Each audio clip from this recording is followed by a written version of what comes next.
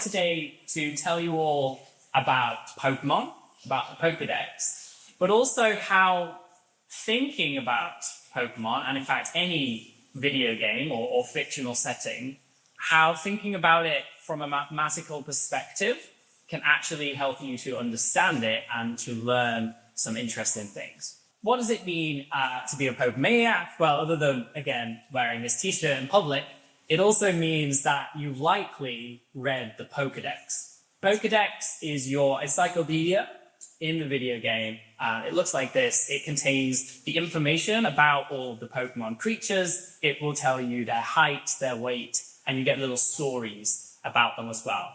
I remember, I was 6, getting a Game Boy Pocket for Christmas, tiny little black and white Game Boy Pocket, and playing Pokemon Red for the first time. And I obviously enjoyed the game, but I was actually more interested in learning about all of the Pokemon. So this is scrolling through the original 150 Pokemon in Pokédex. You see various pictures of those creatures, and there were 150 in Generation 1, but by the end, we actually end up with 1,025 fictional creatures, Pokemon. And again, being the Pokemania, I have read all 1,025 entries. But not only did I read all of their entries, I was actually mathematically analyzing them subconsciously in my brain. I'm going to share with you some of the most interesting things that I found out and show you why I think the Pokédex doesn't make sense. So the first one is a Pokemon called Wailord. And Wailord is a giant whale, right? It looks like a whale. It even states in its description that it is a float whale Pokemon, so it clearly lives in the ocean. It describes it breaking through the surface of the water and crashing down on the surface of the ocean. And then if you look at the cartoon, the anime, again, it clearly is in the ocean. It is meant to be a whale creature. However, when I saw the Pokédex entry, and maybe some of you spotted this, there was something not correct about it. And I will show you what I mean in just a moment.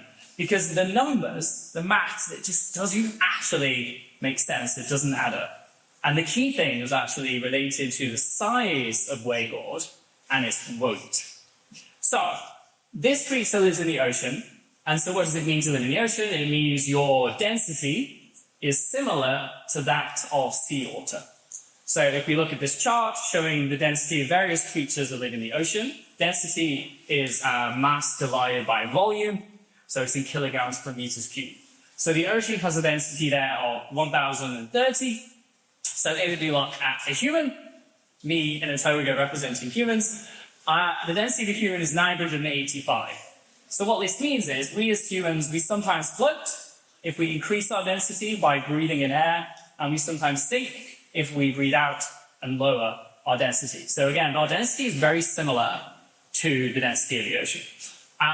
Then if you look at something which lives on the bottom of the ocean, so a crab, it has a density higher than 1,030, it's in 1200s, and that's why crabs live on the bottom. They sink because their density is more than that of the water. And if you look at actual whales, so a sperm whale is about 950, and a humpback whale is about 1,032. So all of these creatures that live in the ocean had a density close to 1,000. That's the key thing to keep in your head, because we're going to work out the density of this Wailord Pokemon, which apparently lives in the ocean. So it should have a density of about 1,000. So to work out the density, we need to know the mass and the volume. Now, the mass of Wailord is given in the Pokédex. As I said, it lists this information. So the mass is 398 kilograms, so it's pretty heavy. And then we need to know its volume. So we need to work out what is the volume, how much of this whale do we have. Now, unfortunately, there isn't a formula for the volume of a whale shape, so we're going to have to approximate. So I'm going to claim that it's about a cylinder, and we're going to do some mathematical modeling. Pretending our whale is a cylindrical shape, we can now work out its volume. So the Pokédex tells us the length of the whale is 14.5 meters and has a radius there of 2.9 meters. So we can work out the volume using our formula pi times the radius squared times the height. and that gives us 383 meters cubed. So if we now work out our density, remember it's the mass divided by the volume, we actually get an answer there of about 1. Now remember, to live in the ocean, your density needs to be about 1,000. So not only is Wailord so low in density that it would float on the surface of the ocean, because that's certainly less than the density of the ocean. There's no way it could actually dive in the water. It's actually so light, so low in density, that it's actually less than air. And so more accurately, we float into the sky like the giant plane.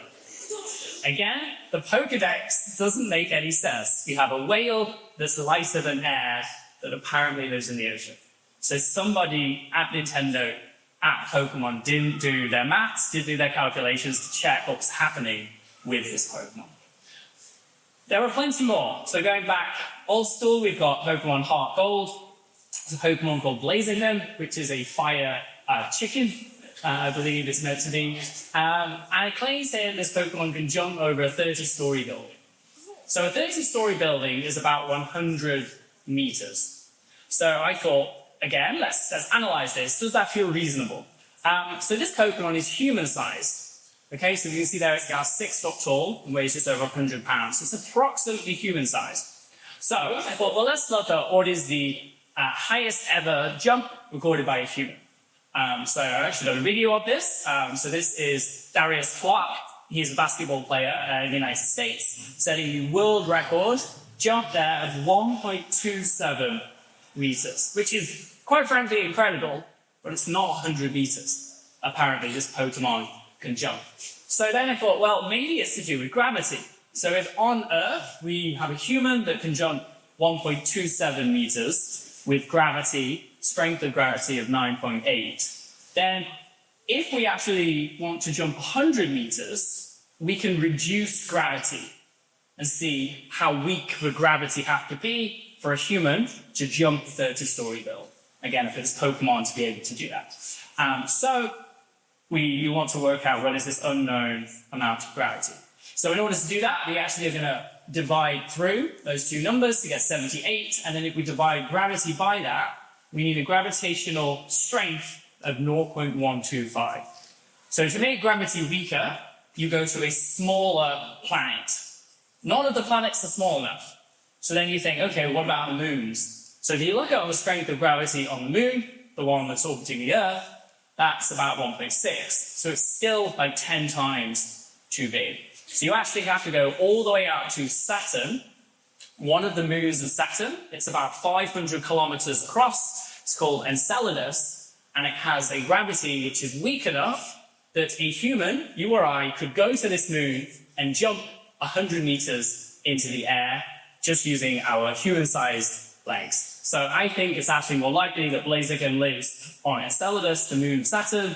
The only problem is it's very cold. It's actually minus 198 degrees Celsius, so our fire chicken would be frozen solid, and so it wouldn't actually be able to jump, even if it were existing on the Earth. Now, there are plenty more examples. To sort of go through these ones quickly. So we've got Rhyhorn, one of the original Pokemon. It's like a rock rhinoceros, which apparently can destroy a skyscraper by running into it. So here is a skyscraper being destroyed. This is actually being blown up with, I think, 1,000 tons of TNT. But it's quite spectacular. It's an entire building collapsing. And this is apparently caused by this cute little guy. But if I were to actually show you the Pokemon to scale, it's only 3 feet tall. So it would actually be this tiny little dot that you can't see. I had to add the arrow to point out the scale. So again, that tiny little dot apparently can cause the level of destruction you've just seen in that video. Again, it doesn't feel very believable. It doesn't really make sense. Beware. So there's a clue in the name. This is a cute bear Pokemon, as you can see. But there's a warning. There's a reason it's called Beware. It's telling you beware of this Pokemon. It tells you that it will try and hug you, but don't let it do that, because that force could shatter your bones. Now, I looked up so you don't have to, how much force it takes to shatter a human bone or shatter a human spine is 3,000 newtons, which is actually equivalent to crashing a car at 30 miles an hour into a brick wall. So as cute as this Pokemon may look, again, apparently when it gives you a hug, it's the same as being in a car crash. So as cute as it might look, avoid this Pokemon of a place.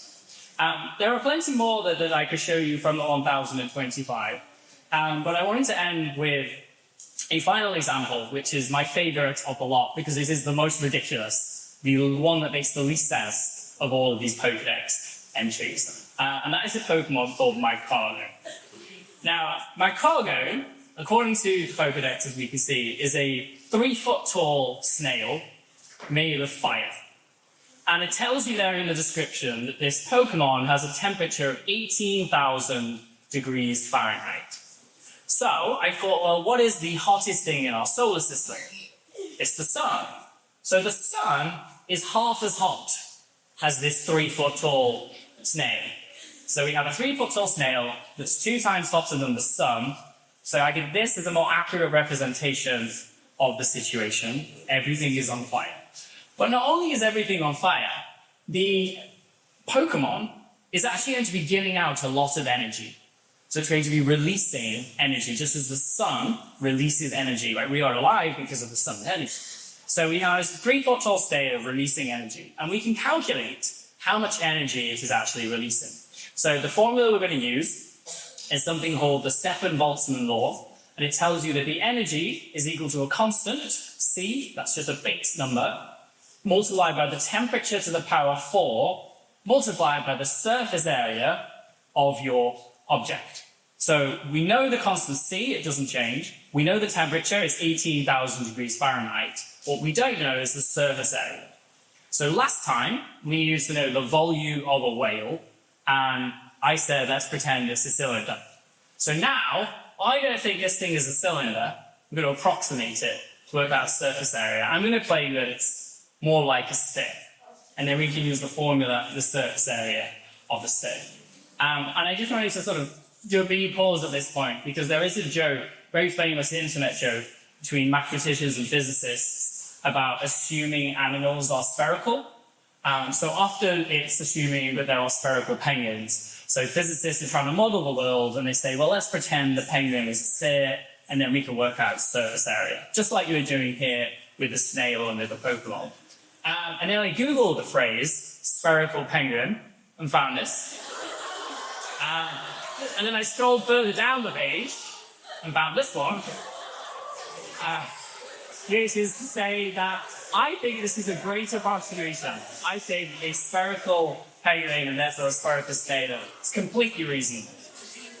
So, assuming it is a sphere, we can work out the surface area, 4 pi times the radius squared, which gives us a value of about 2. And when we plug in the numbers, we get that our Pokemon is outputting 1,200 megawatts of energy. Now, 1,200 megawatts, who knows what that means, so let's compare it to something. So if you look at the entire power output of the United Kingdom, that's 65,000 megawatts. So basically, this 2-foot-tall snail, if we were to locate 53 of these Pokemon around the country, we'd have solved the energy crisis. This is apparently how ridiculous this Pokemon is. But not only is it giving out energy, it has to absorb energy. The energy has to come from somewhere. So as a final thought, in order to output this amount of energy, how much would you have to feed your snail-shaped Pokemon? So you would have to feed it 1,267 Mars bars every second to create this amount of energy. This can then power the entire country of the UK. So to go back to my initial point, the Pokédex doesn't make any sense, but I, for one, this is the reason I actually fell in love with this game, and it actually taught me how to model the world, how to use maths to make sense of the world, so it's no wonder that I'm a Pokemon maniac. Thank you very much.